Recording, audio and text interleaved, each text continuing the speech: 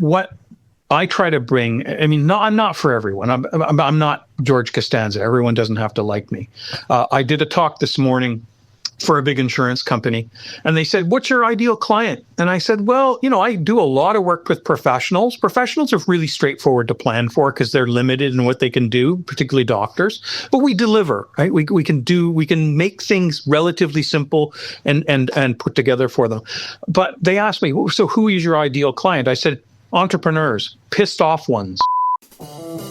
At MBA Chartered Professional Accountants, we have 3 core beliefs. 1, we believe that business owners are the most important people on the planet.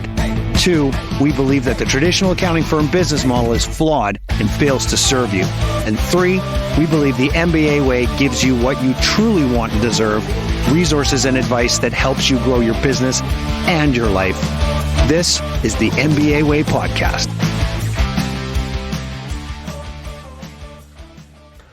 Hi, everyone. Welcome back to the MBA Way podcast. I'm Eric Solbeck, and today on the podcast, we have Trevor Parry. Trevor Parry is a tax law expert. Now, Trevor and I have only talked briefly on the phone, but I tell you, I'm really looking forward to this call because if you get to his website, I'm going to mention it right now, is trevorparry.com. He deals with tax minimization services and strategies, but it's his approach and his belief in Leviathan must be stopped. It's limiting the government overreach. And so him and I are completely on page. If you're a business owner that is sick and tired of the overreach, Trevor's the guy to go talk to. And that's why we're having this conversation right now. So Trevor, thank you for being on the podcast. Eric, it's a real pleasure. I want to say first from the outset, this is the first talk I've had with somebody who has weapons as their background, and you do as well. So excellent. Well done. Yours is a little more blunt force. Although I've got a couple of broadswords back there, and then, of course, various other things that you can't see scattered around the office. No, I have a rather direct and simple, unfiltered approach.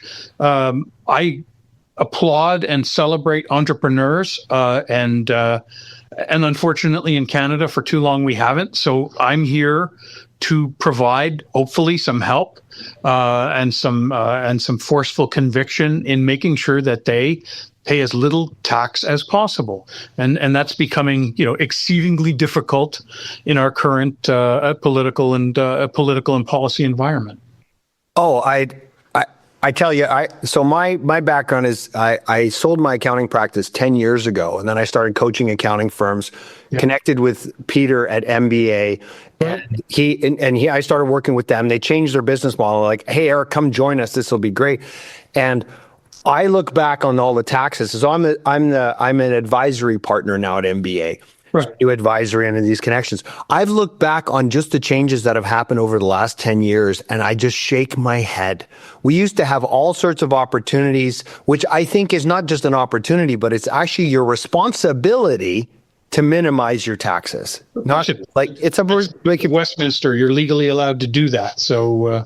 Yeah, but the changes in the tax laws have become so complex, it's over daunting. And then the thing that really bothers me is the punitive nature of the taxes. Like it's actually penalizing people from being productive and creating value. It's beyond penalizing. It's debilitating.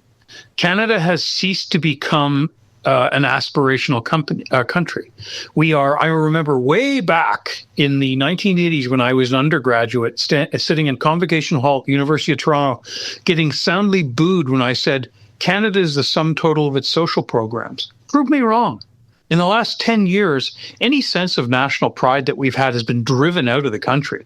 And entrepreneurs, I mean, the flow of capital, as Kevin O'Leary's talked about, is absolutely disgusting. But the flow of human and intellectual capital is the same.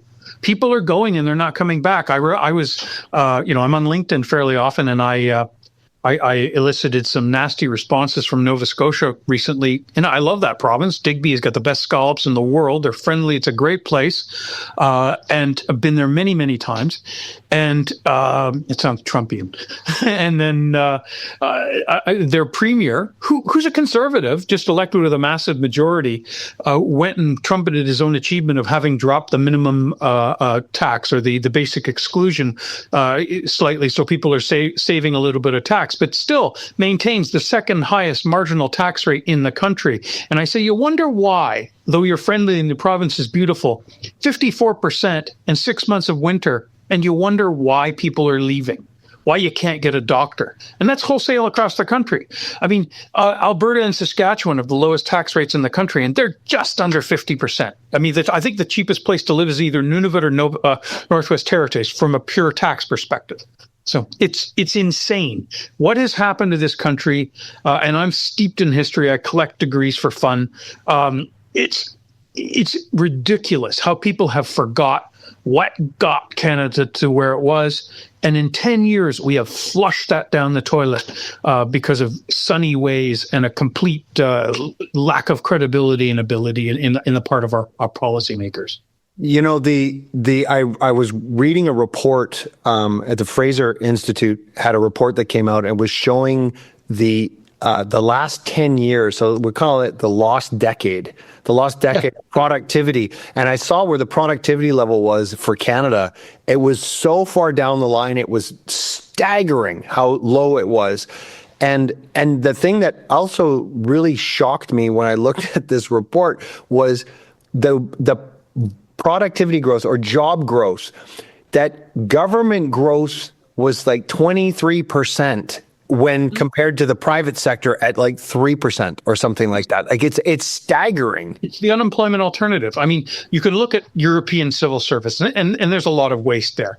But for the most part, Sweden with its ridiculous taxes, and Germany and things like that, that the services that they've been able to deliver historically, they actually deliver them.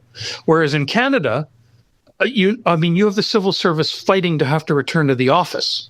It is in lieu of I would say it's in lieu of work, because you could, if we had an Elon Musk and he is a Canadian citizen and perhaps will come here and bring Doge here, you could probably eliminate 2/3 of the number of civil servants, and we would deliver effectively better benefits to those who truly need them.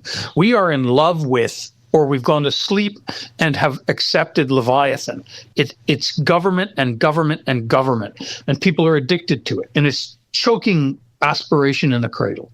And so just for our listeners here who don't understand, what does Leviathan mean? So Leviathan is a biblical sea monster. And it's also, if you go back to the 17th century, Thomas Hobbes wrote Leviathan. It was the first concept of the great political treatise of the social contract. Now, Hobbes believed that human nature was innately self-interested, and therefore we must cede personal liberty to this great state, the Leviathan, for which they would provide security. Unfortunately, what has happened is that under the guise of security, we have given liberty away and received nothing in return. There's no security. I mean, we walk through our largest and even our medium-sized cities right now. I mean, work hard, buy a nice car, and have it stolen out of your driveway. Murder rates, just violent crime through the roof, gun violence through the roof. And I assure you, it's not people like me who, peacefully shoot a paper target from time to time that are perpetrating this stuff.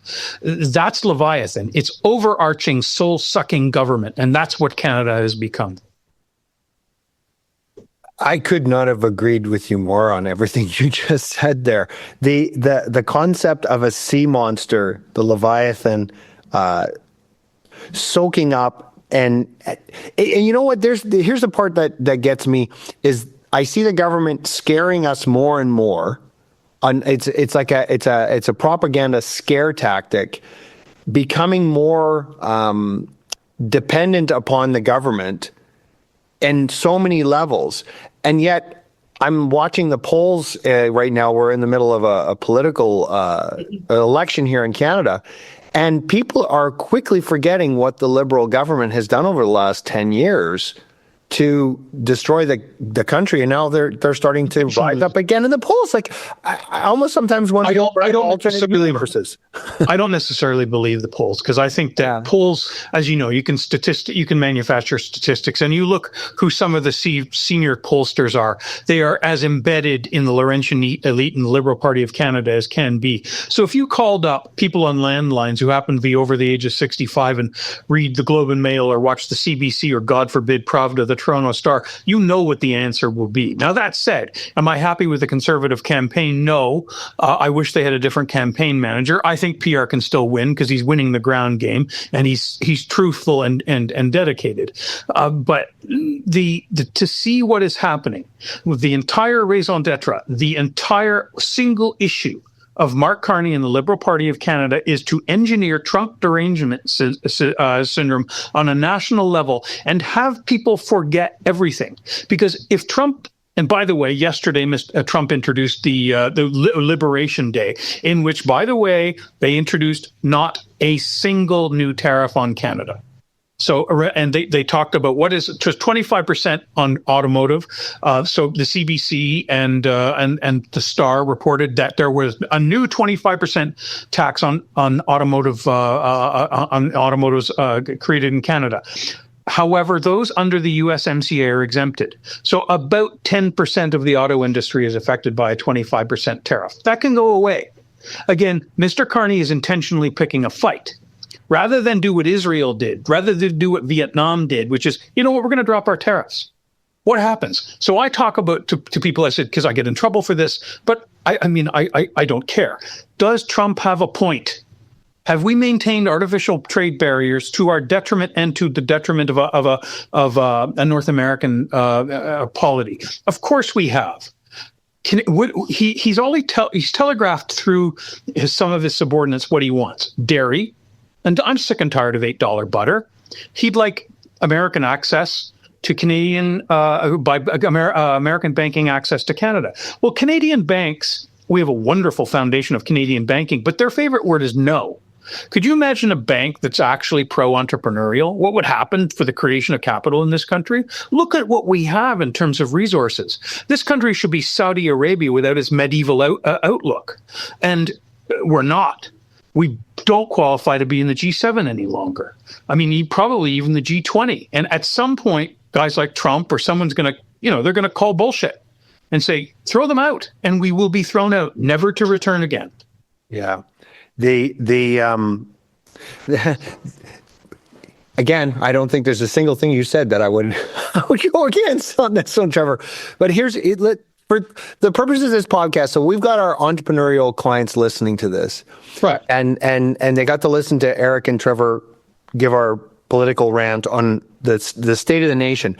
But what is it specifically? And by the way, I love your positioning. I love the fact that you're telling it how you see it. And that should, the freedom of speech, I think, is the most important thing to have. And that's why I was really excited to have you on this podcast, because I love hearing someone who actually stands up for what they believe. And the most important thing. Eric, it's even the freedom of stupid speech. We can get rid of it. But I mean, I think I'm well read. As I told you, I've read most of the stuff behind me. It's a grounding in history and a grounding in philosophy and how we as Western society have evolved. And freedom of speech is the quintessential thing. You look at the great empires before us. What didn't they have? Freedom of speech. And we didn't get it right away. It took a long time and a lot of blood to get there. But I look at our American cousins and what they believe in as a fundamental right. And in Canada, well, we're not so sure. We want to censor people on the internet. There's all kinds of shadow banning that goes on. I was banned from one of the platforms 2 elections ago. I mean, and I'm not, maybe I'm not part of the mainstream in Canadian politics. I think I'm slightly right. But I've read Burke, I've read Churchill, and I've read, Jefferson and things like that. So who knows? Maybe I'm just a curmudgeon. But freedom of speech is absolutely quintessential to what we do. And without it, what are we? We're drones. We're absolutely drone. What are we doing? We're eking out an existence. So, I can assure you, and I will tell you without naming companies, because I work with a lot of the big financial institutions in the country. I get a lot of flack because of what I say.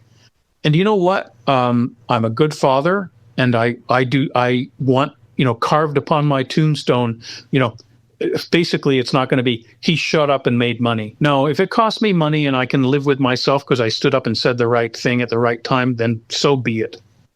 I love that. I absolutely love that. So for our entrepreneurial clients, they're listening to this going, you know what? These guys are on my side. They totally see it, because entrepreneurs are constantly trying to make value in the world, and we're creating value, and we're being penalized for it, almost vilified, right? Yeah, well, they are. And so what is it specifically, and this is why I really wanted to have you on, another reason why I have you on the podcast, is to bring this resource and bring you as a resource to our entrepreneurial clients to say, what can Trevor do for you?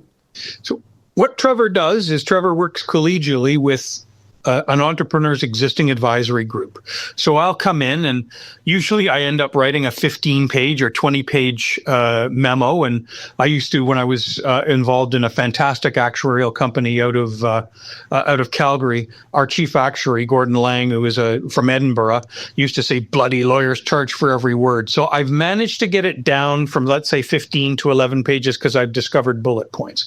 But what I'm able to do is to provide, because I've got a background in military history, and it's like Little Hart used to say, what's on the other side of the hill? I'm trying to provide an objective a review of the battlefield so that the client can understand, what can I do? What can't I do? Where do I maximize my forces? Where do I retreat? And every client is different. So everything I do is bespoke. Now, that will involve working with the lawyers to structure things corporately to maximize tax savings, things like that. I speak accountant, so I spend a good day of my time doing that. I was a financial advisor for 6 years with Wood Gundy, great battlefield experience. So I work extremely well with the financial advisor. And then coming from the actuarial world, even though I'm a self-confessed enumerate, gave me an ability to understand detailed financial structures and commercial mathematics. So those things come together to work collegially to help provide that client with, if nothing else, a discussion paper saying, what, we can do this, we can do this, we can do this. But perhaps the client isn't ready to go there. So we always have to be, understanding of their ability to understand complexity and risk. Tax by its very nature is complex. Everyone wants things to be a pamphlet. They're not going to be. But I have a good friend of mine. He's a lawyer I do a lot of work with. Is a 300-pound, 6'4", plain-spoken newfie who said tax is basically arranging Lego bricks and making sure that certain colors don't touch others. So it's a connect the dots exercise. Admittedly, a somewhat complex one. But what we try to do over the course of talking to clients and getting out and seeing people, and I show up dressed like this. Although I walked into a place in Didsbury, Alberta one time, and I said, I'm from the Canada Revenue Agency, and they almost, what their pants. I know how to dress appropriately. I have all the appropriate Yellowstone outfits. My Stetson it's up there. So working with people, getting old school, being a curmudgeon, coming in and seeing people face to face so you understand, and then you can use Zoom thereafter to say, okay, what's the lay of the land? What's this battlefield look like? And then we deploy strategies and occasional financial products to do that. So I do a ton of life insurance. Now, I don't want to ever be known as a life insurance salesman. I'm a lawyer first. So I always approach it from what's our liability? What are we trying to approve? And then building with my team of number crunchers, building products that don't offend cash value, that are understandable, that do exactly what we say they will do, right? So it's let's avoid liability and possible litigation by delivering what we promised. And though they were not forced to observe a fiduciary standard, I do. There are no questions that are offside. My only duty is to the client, and my team feels the same way. And that's something, in the insurance business, which needs a regulatory enema like nothing else. That's something, the first thing we should do is a fiduciary standard. Oh, so when I sold my first accounting practice, I had a friend of mine reach out to me, and he was a life insurance guy, and he said, Eric, let's go together in business, and let's go do this, because the accountants, and the business owners, and you're an in-depth tax specialist. Okay, great. So we go out, the two of us, to hit the life insurance world, and I instantly looked at some of these regulations they have inside their actual the rules of engagement, shall we say. I'm probably getting the terminology wrong there, where it says they can give back 25% of first year premiums to their clients as a KIPCA. And I said, let's do that. Let's give them the client, let's do it blanket, and let's disrupt the whole industry. And then, man, I was ruffling feathers. I said, why not have that across the board? Like, anybody listening to this, if you're getting a life insurance policy, there is a way for you to get some of your premium back, and that your advisor can actually give it to you. But I couldn't believe how messy it was inside there. There's so many layers of fat. And I spent a year basically going around and talking to all the reps. And I said, when are we going to actually do business with clients? And so I did. I lasted a year. I was out. The insurance business it delivers. It's the last large-scale tax shelter available in Canada. And if you read between the income tax and lines of the Income Tax Act, we are the most pro-insurance jurisdiction in the G7. Now, that said, you can rebate in British Columbia up to 25%, 100% in Alberta. That often colors the transaction. And that should stop. I'm licensed in all provinces in Canada. It goes on. I'll assure you it goes on not just in those two provinces. But does it compromise getting it done? So I'm not against rebating, but you shouldn't be setting these things up for that purpose. And there are advisors who live and die simply to rebate. And it's what I call it's sophistry. It's financial alchemy. It doesn't actually solve the client's problem. So what I do, and I've never got 100% of the commission on anything. I work as a team. I'm working with the accountant. I'm paying professional fees where required with the lawyer, all that kind of stuff. My philosophy is really simple. Insurance pays really well. I collected degrees over the years, and I hope I know what I'm doing. I think I do. But my philosophy is not to maximize commission. And too often in the insurance business, it's that. I like building a relationship with advisors and accountants and professionals and looking forward not to the first transaction, but to the 10th. I would rather own a piece of the bakery than the largest slice of the pie. And I think it's a better way to approach. And again, being governed by a fiduciary standard is critical, because if someone asks me, what does this policy pay? What are you making? I will tell them, I've got nothing to hide. Yeah. And I guess that's where I was touching the surface on that, where you were saying the whole thing needs an enema, which is a very good visual. I love that.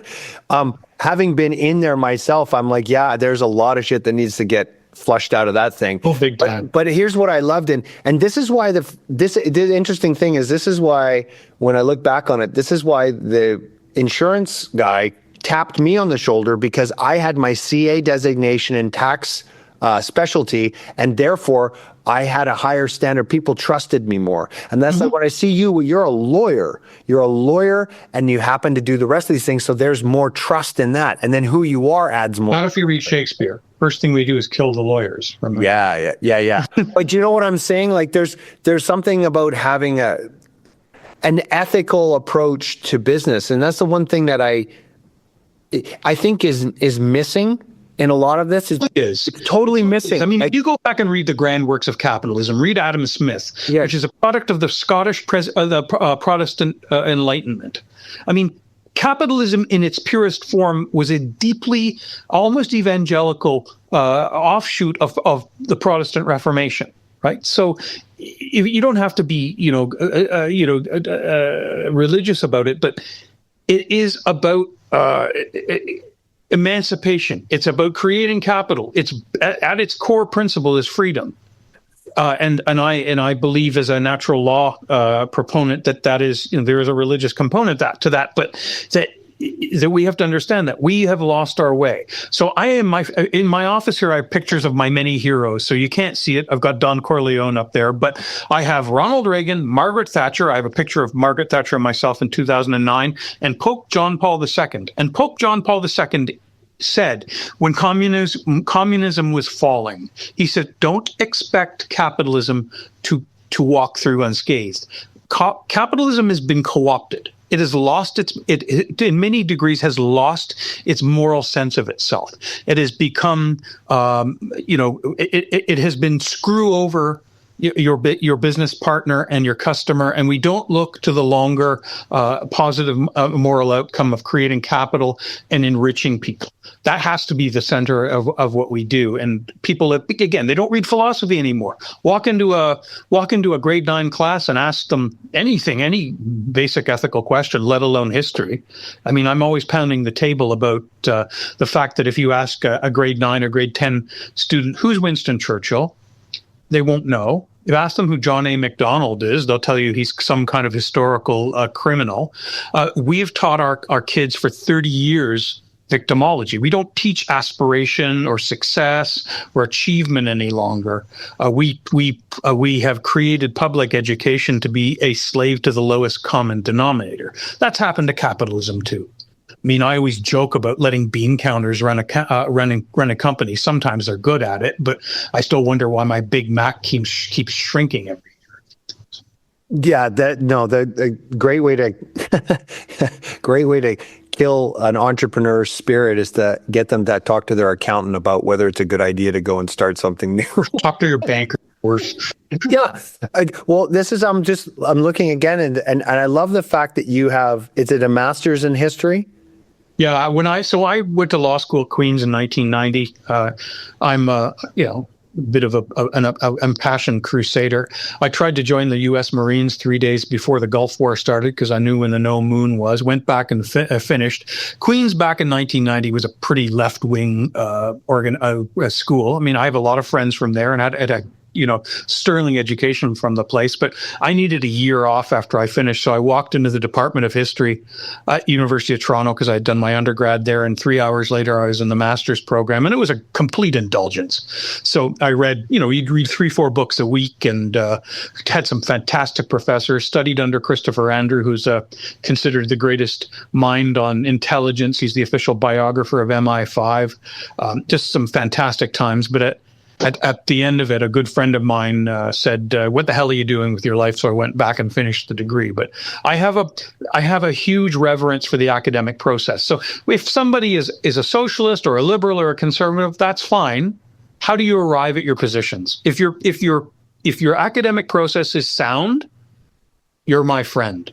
I will enjoy talking to you. We'll raise a glass together, and that's what we've missed on history. History is all about victimology. We don't teach that anymore. We don't teach academic process anymore. We teach that the sins of the father can be visited upon the son. That's wrong. I mean, you look at Canadian history with John A. Macdonald, who was able to piece together with Georges-Étienne Cartier in the face of potential American invasion, because the U.S. Grant had the biggest land army in the world at that time, put together a confederation of 4 provinces that had 2 founding distinct cultures, and he's been able to put it together. And now we regard him as some kind of terrible man because he allegedly set up residential schools, which he didn't. But again, we sweep that aside. Edgerton Ryerson, who created public education, let's not talk about him.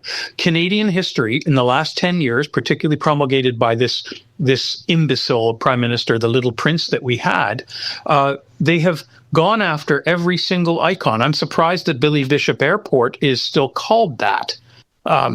It's ridiculous. And as a historian, I mean, why they still have educational institutes named after Dr. Norman Bethune is behind me. He was a lackey for Mao, who made Stalin and Hitler look like a Girl Scout. Right? Again, why would we read history?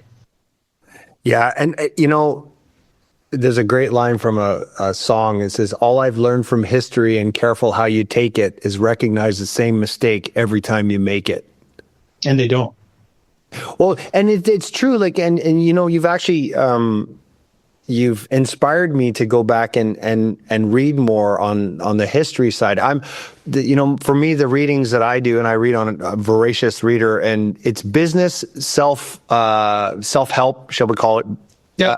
And spirituality. And the one book that I love, and I go back to it over and over again, is the Meditations of Marcus Aurelius. Aurelius, it's sitting over there. It is absolutely one of my go-tos whenever I'm internally shook up. right? Whenever I think something happens, I'll pick the thing up, I'll open it up, I'll read one of his passages, and instantly I go, oh, right. You know what I mean? And you feel like Jean-Luc Picard reading it. I know. Yeah, exactly. Earl Grey. Hot. I'm going to read my Marcus Aurelius. History, philosophy. So I read years ago, Frederick Copleston, who was a Jesuit, Oxford Jesuit, his History of Philosophy. Now, he assumed a working knowledge of Greek and Latin, so I can't say that I read all of it, but I made my way through. Having a core foundation in that kind of stuff, and Marcus Aurelius and the great classics, it's absolutely critical, because then you can do critical thinking. It's not this new age crap all the time. It's like feelings, and no, let's get a grounding in philosophy. Again, we don't teach our kids that. I remember in growing up in Scarborough, single parent family, we studied Plato and Aristotle. They don't do that anymore. They wouldn't even know who that is. They're oppressive, white men. We don't teach unfortunately in the Toronto District School Board, which is the Politburo. It is nothing more than communists. They now have got rid of Shakespeare and replaced it with Aboriginal authors. Fine, read them, but they're not the Bard. It's ridiculous, and that has gone on too long. And I'll tell you, as a conservative, what we all tend to agree on is that our great folly, and we're seeing this come home now and roost, is we surrendered education to socialists 30 years ago.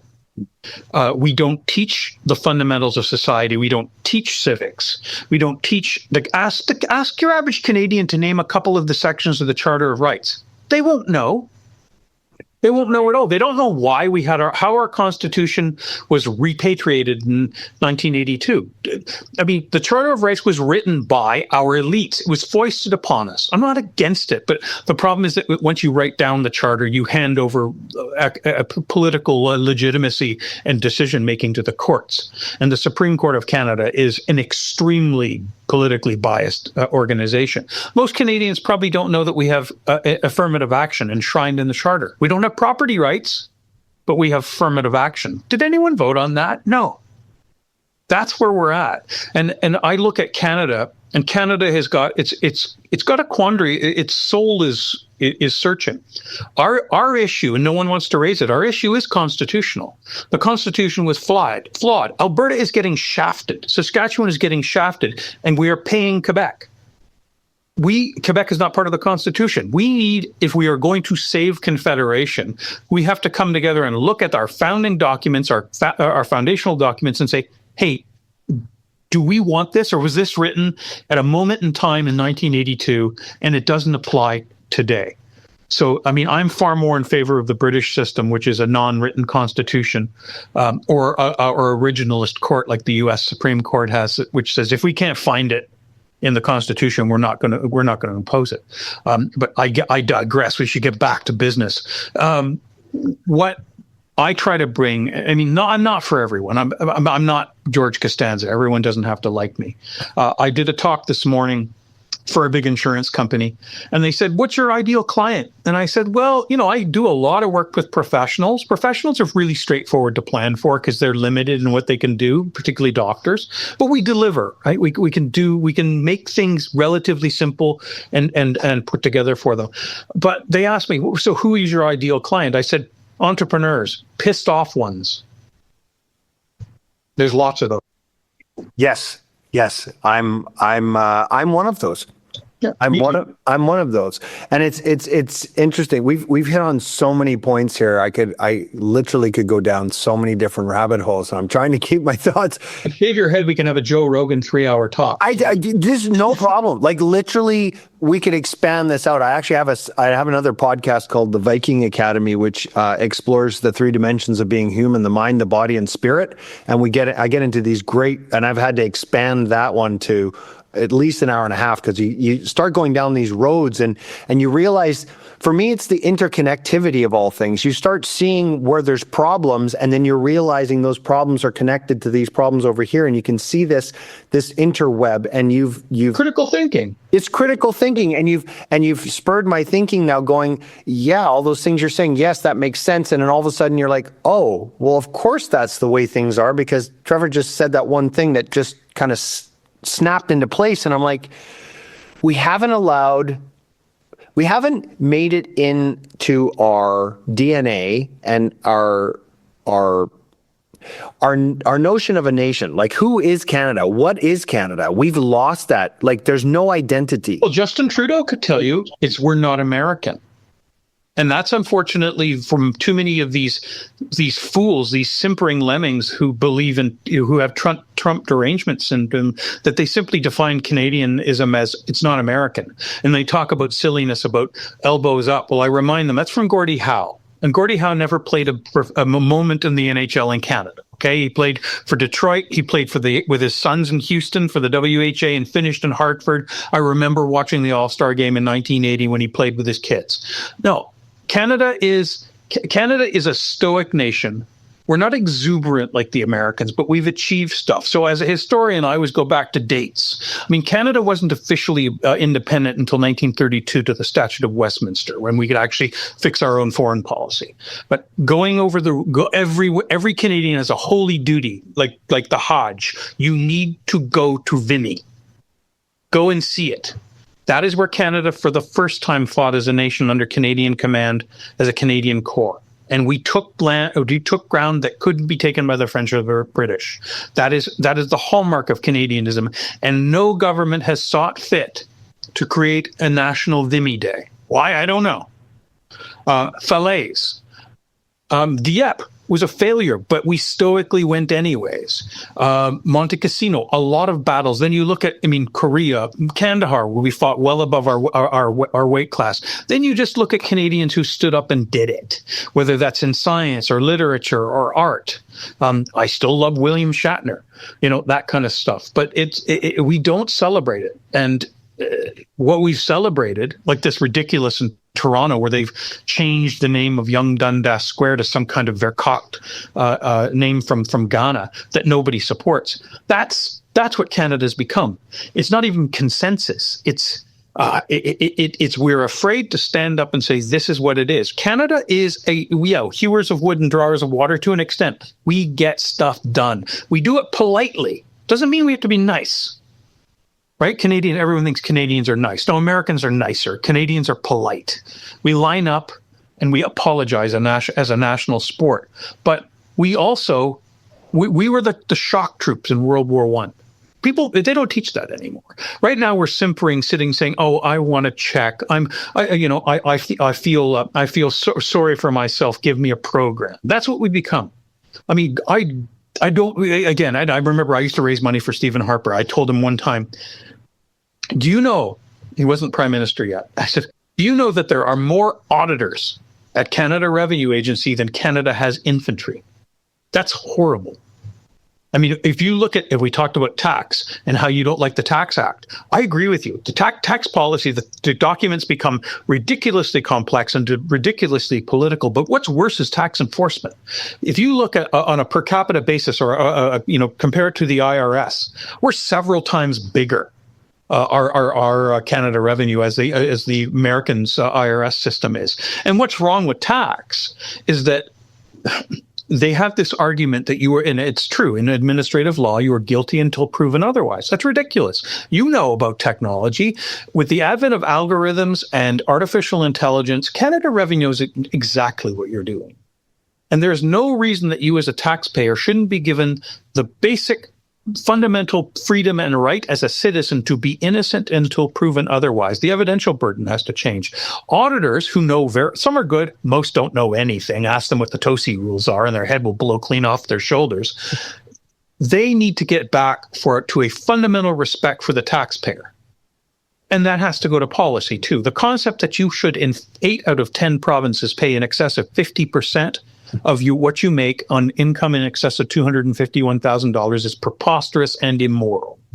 But nobody, and again, I take Mr. Poilievre and every conservative premier in the country to task because they don't have the stones to stand up and say, you know what, we're going to reward achievement and success. We're going to push our top bracket up to where the Americans are. Because I say this, I was just in Florida and I recorded something in my plantation owner suit, as someone called it. And in the state of Florida and several other states, Texas, and a number of others, where they don't have state tax, the top rate is 37%. You can file as a married couple. And you do not hit that 37% till a Canadian dollar equivalent of about $980,000 a year. That buys you a lot of health care, buys you a lot of charity, buys you a lot of peace of mind, a lot of community, all of the things that we are destroying with an oppressive tax system. And you help those entrepreneurs minimize that burden. And that's your thing. That's why your sword is back there. You're standing up there for the entrepreneur. And that's what I love, because for me, I love entrepreneurs. I've always loved entrepreneurs. I realize that's who I've always been, because I am an entrepreneur. I want to create more value. I want to see what I can, entrepreneurialism is about taking something from a lower level of productivity and raising it to a higher level of product. It's risk taking. You take the risk, right? And so, we've talked a lot about the philosophy of Canada and where the lack of guidance and where everything's going. And as Canadians, is the one thing that I've really noticed is like we and any entrepreneur listening to this will be nodding their head. It's about time that we start celebrating our wins and celebrating our growth and celebrating the fact that we want to create more value in the world. And that when you make more money, it's a measurement. It's a scorecard to tell you that you've created more value. As if the wealthiest person has created the most amount of value, because you get rewarded with monetary value and wealth by creating value. And they're not, it's not Dickensian. People don't squirrel away the wealth. They hire people, they enrich others. And we have to have this, you didn't get rid of this, you didn't earn this, in this sense of comeuppance that has to be delivered against those who have success. I come from Scarborough. I mean, we used to be, it's gangland, and I was joke, gun control is hitting you what you aimed at there. But that taught me bootstrap conservatism. I don't agree with, inherited, North Toronto faux aristocrats. I went to school with a lot of them. But I believe in busting your ass to get ahead and taking as many as you can along with you, your family, your community, all that kind of stuff. Celebrating your culture, celebrating citizenship, law and order, personal responsibility. I'm an every Sunday Catholic, so I, believe in all that stuff. But we've forgotten all of that. There's some who still adhere to it, and I think there's a lot more than people know. But we've got to start celebrating it and not be afraid to stand up and say, you know what? This country was great. It isn't right now, and we need to fix it. Whether you want to call that take it back, and it's not a race thing. We have homogeneity of values, if we believe in, as a country, what we were and what we can be, hey, look, everyone's on board. And unfortunately, the Liberal Party of Canada has inculcated in people this false narrative, these lies, that Canada is some kind of oppressive nation, and we need to pay, and lose sense of ourselves, lose our soul. And folks, we're at an existential moment. We stand, Eric, we're on a precipice.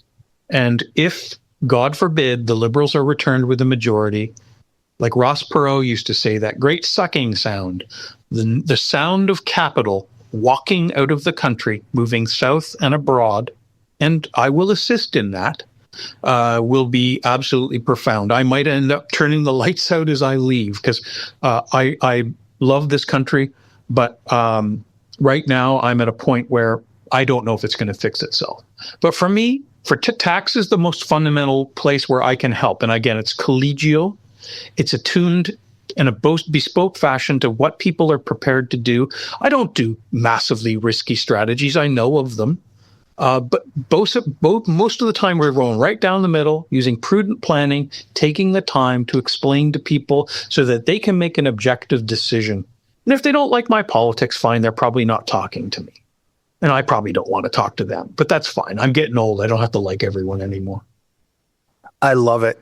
Trevor, that I think is a perfect exclamation point on the end of this podcast. People can find you, trevorparry.com. Yeah.